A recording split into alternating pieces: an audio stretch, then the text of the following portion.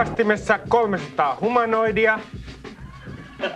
Sitä paitsi Tel Avivissä saattaa sieltä tietokoneekaan lukee teidän ajatuksienne, suomalaiset. Kuka sanoo näin? Tämä nainen, hyvät naiset ja herrat, Hufvudstadsbladetin haastattelussa Rauni-Leena Luukanen-Kilde, tervetuloa. Kiitoksia.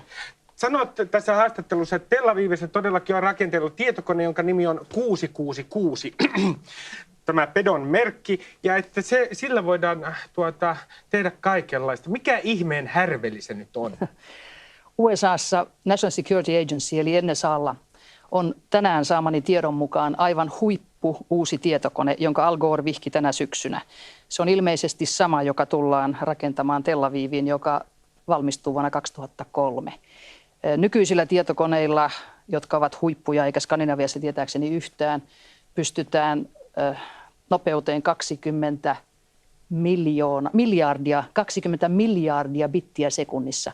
Ihmisen ajatus on 5000 bittiä sekunnissa. Eli meitä voidaan kaikkea, siis tätäkin lähetystä, ne kyllä pitkästyvät Tel Avivissa kuoliaksi, mutta tätäkin minun ajatuksiani voidaan lukea sillä koneella. Aivan varmasti. Entäs minun, sanotaanko tämmöisiä vähän fantasioita, niin semmoisia, jotka on oikein alitajunnassani?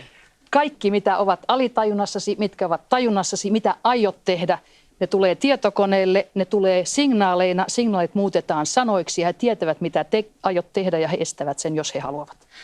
Kun mulla on tämmöisiä ajatuksia, aika proosallisia, päätalomaisia ajatuksia, että taidapa mennä tästä nyt kahville esimerkiksi, niin mä en ymmärrä, kuka viitsisi lukea niitä missään päin maailmaa. Ne varmaan leikkaa ne poikki. No mutta eikö tämä ole Rauni-Leena Luukanen aika itsekeskeistä, että mäkin ajattelisin tässä, että kyllä varmaan, kun mä oon niin syvällinen ihminen, niin kyllä mua niin kuunnellaan ja luetaan salaa jossain. Sähän olet juutalainen. Heitä kiinnostaa sinä.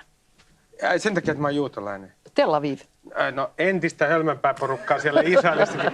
Mutta toinen esimerkki tämmöisestä mind controlista, jonka sanot Höblän, eli Hufvudstadsbladetin haastattelussa, on se, että kun meillä on kerrottu, että prinssi Williamilla, tällä Englannin prinssillä, on mikrosiru ihon alla sen takia, että kidnappaustapauksessa hänet voitaisiin paikallistaa, niin se ei olekaan ihan näin, vai mitä, Rauni-Leena? Kyllä se on ihan näin, mutta jo 1995 Washington Times kertoi sen ja vasta tänä syksynä Ilta-Sanomat poimi 3,5 vuoden kuluttua tämän uutisen. Hän oli silloin 12-vuotias ja totta kai MI5 eli tämä Englannin tiedustelupalvelu myi tämän asian sillä tavalla, että jos hänet kidnapataan, hänet saadaan kiinni. Sitähän he eivät kertoneet prinssi Charlesille, että tämän jälkeen hän on totaalisesti MI5 kontrollissa. Nimittäin henkilö, joka on implantoitu mikrosidulla, joutuu totaaliseen kontrolliin sillä tavalla, että hänen emotionsa, aggressiivisuutensa, depressionsa, kaikki tulevat näkymään tietokoneella. Niitä voidaan aiheuttaa ja ei vain se, vaan myöskin hänen lihasmotoriikkansa. Yhtäkkiä hänet voidaan panna hyppimään mitä tahansa. Mutta eli tämä on aika järkyttävää. Aina ollut jäykkää porukkaa. Aivan. Hyvä, että joku vähän miksaili. Mutta tämä on hyvin vakava asia. Tämä on hyvin vakava asia, mutta kun sä sanoit tässä haastattelussa, että älkää nyt naurako, kuulkaa, teillä on mikrosirut pepussa. Niin, kun sanoit tässä haastattelussa, että hänen älykkyysosamääräänkin voi muuttaa tällä mikrosirulla. Kyllä. Niin mut tuli kyllä mieleen, että se jotenkin, onko siellä sitten siellä salaisessa palvelussa joku tyyppi, joka vetää hanasta ylös välillä ja välillä vetää alas? Ei vaan hänen aivofilmissään hän on potentiaalit näkyvissä ja ne voidaan ottaa pois tai ne voidaan lisätä. Tämä teknologia on niin huimaavaa, että kukaan suomalainen ei tajua, koska meillä ei ole tätä teknologiaa, eikä varmaan tulekaan. En usko, että amerikkalaiset antavat sen meille. Mutta se on järkyttävää, että me joudumme jopa tuleva kuningas niin tietokoneen ja tiedustelupalvelun teknologian alaisuuteen. Sehän on hirvittävä asia tulevaisuudessa. Yksi mielenkiintoinen juttu on tässä Hufvudstadsbladetin artikkelissa sanot, että NASAlla on todellakin 300 humanoidia jääkaapissa. Ei jääkaapissa. Pakastimessa, sori. Wright-Patterson Air Force Basella Dayton, Ohiossa oli kerran 30 yhtä aikaa. CIA:n erään tuttava sanotaanko näin, agentin mukaan niitä on nyt jo 300. Siellä on varmaan aika kylmät tunnelmat siellä pakastimessa, mutta mua kiinnostaa tämä, että minkä takia, kun sanoit, että tämä yritetään salata meiltä, minkä takia meiltä sitten yrittää joku niin sanottu salaliitto salata sen, että ulkoavaruudessa on elämää ja 300 humanoidia on jonkun NASAn pakastimessa? Meille on itse asiassa salattu koko ihmiskunnan historia. Meillähän on löydetty nyt Etelä-Afrikassa muun muassa tämmöinen artifisiaali keinotekoisesti tehty rautapallo, joka on 2,8 biljoonaa vuotta vanha. Kukas sen teki, jos ihmiskunta on ollut täällä mukamassa vain 100 000 vuotta? Eli koko meidän planeettamme historia pitää kirjoittaa uusiksi, ja kaikki, mitä me NASAlta olemme suurin piirtein kuulleet, suurimmaksi osaksi on disinformaatiota. Esimerkiksi, että he eivät ole kertoneet, että 2 kertaa viikossa menee raketit kuuhun. He eivät ole kertoneet, että me olemme olleet jo vuonna 1962 Marsissa, siis venäläiset ja amerikkalaiset. He eivät ole kertoneet, että vuonna 1947 jo ensimmäisen kerran saksalaiset menivät kuuhun. Ja sen takia ilmeisesti kuussa olin aika järkyttynyt. Saksalaiset, mä arvasin, niillä oli svastika. Siinä oli svastika. Eli niillä on tämä Hitlerin merkki siellä kuussa. Mulla on kuvia, autenttisia NASAn kuvia, jossa on rakennuksia, siltoja kuussa. Rauni-Leena Kulta, se on hyvä, että ne natsit on siellä kuussa, eikä ettei ne ole maanpinnalla. Eikö sinustakin? Ja valitettavasti ovat jo maanpinnalla. Mutta sinä sanot tuossa Höblän haastattelussa niin, että ihmisten ego ei kestä tätä tietoa, jos ulkoavaruudessa elämä. Minkä takia? Naton raportti, joka oli niin salainen vuonna 1964 3 vuoden tämmöisen tutkimuksen jälkeen, että tehtiin 15 kappaletta maaplaneetalle englanniksi, ranskaksi ja saksaksi. Siinä sanottiin numero 1 syy, miksi salataan teologia. Teologia. Kaikkien uskontojen dogmat sortuvat, ei mikään jumalakäsite eikä varmaan henkisyys, mutta dogmat. Numero 2, ihmiskunnan ego sortuu. Me olemme lainausmerkeissä kivikauden ihmisiä. Me luulemme olevamme jotakin maailmankaikkeudessa. Me olemme todellakin hyvin primitiivinen rotu, sotii koko ajan, tappaa toisiaan, vihaa toisiaan. Me olemme heimoasteella.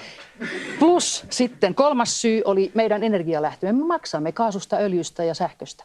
He käyttävät vapaata energiaa. Ja tosin Jenkeillä on vuodesta 1965 jo ollut käytössä vapaa energia, muun muassa omissa avaruusaluksissaan, mutta sitä ei anneta kansalle. Ja se viimeinen syy periaatteessa, niin kaikki meidän oppikirjamme ja yliopisto-opetus pitää muuttaa, koska valon nopeushan ei ole mikään raja. Se ei ole meillekään enää raja. Kyllä suomalaisille, skandinaaveille, mutta ei missään tapauksessa amerikkalaisille ja venäläisille eikä japanilaisille. En voi sanoa muuta kuin, että mutta voiko sanoa, Rauni-Leena Luukkanen, jonkun asian historiassa, mikä on totta, mitä ei ole vääristelty? Varmaan juutalaisvainot. Se on niin kuin ainoa. Se on joku asia. Kyllä nyt meikäläinen menee hiljaiseksi. Menee niin hiljaiseksi, että tekee mieli oikein kysyä, että kun täällä on tämä salaliitto, niin voisitko sä kertoa mulle, mitkä instanssit meiltä tätä tietoa nimenomaan salaa? Että onko se siis tiedustelupalvelut? Ketkä kaikki on siinä mukana? Tiedustelupalvelut on ilman muuta. Ettei menisi vaan väärän tyypin kanssa kaljalle. Tiedustelupalvelut on ilman muuta juoksupoikia tälle pienelle eliitille, joka koko maailmaa niin kuin hallitsee. Ja jo Eisenhower varoitti militaari-industriellista kompleksista. Öljyyhtiöt mukana, pankkiirit, Rothschildit, Rooseveltit, kaikki juutalaisia tietysti. Nämä Henry Kissinger ensimmäisenä, nämä kaverit määräävät kaikki maailmassa. Puhut nyt mun kavereista. Kyllä. Nämä määräävät ja juoksupoikana ovat tiedustelupalvelut, joidenka rikokset ovat muun muassa otettu nyt Norjassa esille. Norjan parlamentti on ensimmäisenä maailmassa ottanut oman maansa tiedustelupalvelun rikollisuuden esille. Ja sieltä tulee aikamoisia asioita. No mutta nyt sitten selviää tässä lähetyksessä vihdoinkin, Rauni-Leena Kultanen, se, että kuka murhasi Kennedyn? CIA ymmärtääkseni. Entäs Olof Palmen? CIA ymmärtääkseni. Kukas sitten aiheutti Kekkoselle Alzheimerin? Sitä minä en tiedä, mutta se pystytään aiheuttamaan elektromagneettisilla säteillä, mikroaalloilla. Sinullekin voidaan panna esimerkiksi korviin kuulemaan ääniä, jolloin luulee, että olet skitsofreeni, mutta et ole. Se tehdään vain teknologialla. Ja tätä teknologiaa nyt käytetään kuusta käsin. Vuonna 1987 tämmöinen kuin Moonscan projekti aloitettiin, jossa pantiin satelliitti kuuhun ja sillä oli tarkoitus mind-controlata kaikkia meitä tässä maan päällä. Nämä on hyvin pahoja ja vakavia asioita. No kun monet katsoo X-Filesia, mitä mieltä sinä olet X-Filesista? Osa niistä on täysin totta. Scully implantoitiin niskaan ja se mikä oli aika mielenkiintoista, hän sai syövän ja se parannettiin. Pystytään tänä päivänä 2 vuorokaudessa rotille aiheuttamaan syöpä mikroaalloilla, mutta se pystytään myös parantamaan, mutta tätä teknologiaa ei anneta lääkäreille. Tätä käytetään sotilaallisesti ja minusta tämä on järkyttävää. Kun saat nämä jutut, kun kirjoitat kirja automaattikirjoituksella, mistä ne viestit oikein tulevat? Sanotaanko näin, että jos minä avaan vesihanan, niin minä en välttämättä tiedä, missä se on se se iso laite, josta ne tulevat. Minä näen vain sen veden, joka tulee.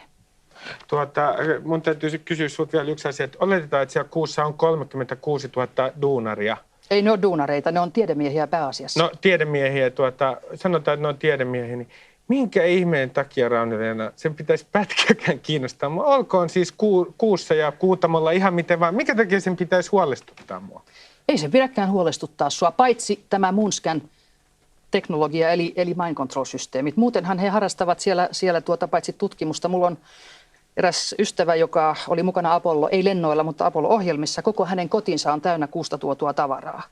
Ja siellä on kaivostoimintaa, ja jos otetaan vain 2% kuun pinnasta, niin siellä saadaan helium-3, joka antaa meille maaplaneetan asukkaille energian koko seuraavaksi vuosisadaksi.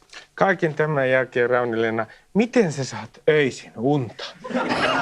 Erittäin hyvin nukun joka yö. Erittäin Kyllä. hyvin.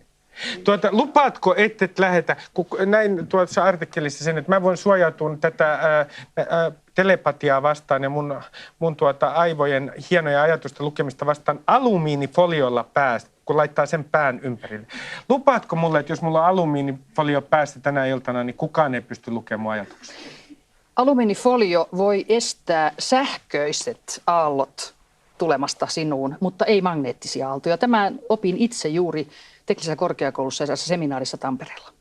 Minä kiitän sinua haastattelusta ja terveisiä muuten sinne kuuhun myös. Kiitos. Ei tosin saksalaisille. Hyvät naiset ja herrat, seuraavaksi paranormaalia jalkapalloa. Kiitoksia. Kiitoksia.